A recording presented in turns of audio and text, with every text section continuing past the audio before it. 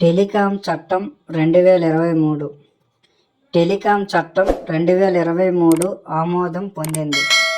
రాష్ట్రపతి ద్రౌపది ముర్ము సంతకం చేయడంతో ఇది చట్టంగా మారింది.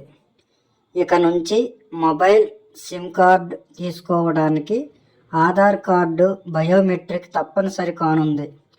ప్రస్తుతం సిమ్ కార్డు కోసం కేవైసీ ఆధార్ కార్డు తీసుకుంటున్నారు.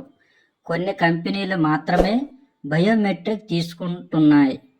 Indian telegraph act 1885, wireless telegraphy act 1993, the telegraphy wires act 1950 స్థానంలో ఈ కొత్త బిల్లు తీసుకొచ్చారు. ఈ చట్టం ద్వారా శాంతి భద్రతలకు, దేశ ప్రయోజనాలకు భంగం కలిగించే పరిస్థితులు ఏర్పడితే టెలికాం నెట్వర్క్ మొత్తం కేంద్రం తన ఆధీనంలో తీసుకోనుంది.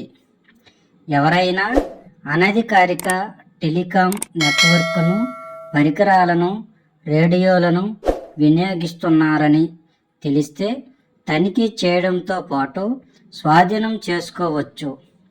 టెలికాం కంపెనీలకు పాలనా అనుమతుల ద్వారానే స్పెక్ట్రమ్ కేటాయింపులు జరుగుతున్నాయి. వాట్సాప్, టెలిగ్రామ్, గూగుల్ మీట్ వంటి యాపులకు ఐటీ నిబంధనలు వర్తించనున్నాయి.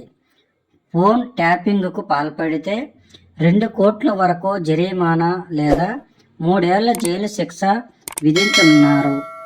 నేర తీవ్రతను బట్టి 2 విధించే అవకాశం ఉంది.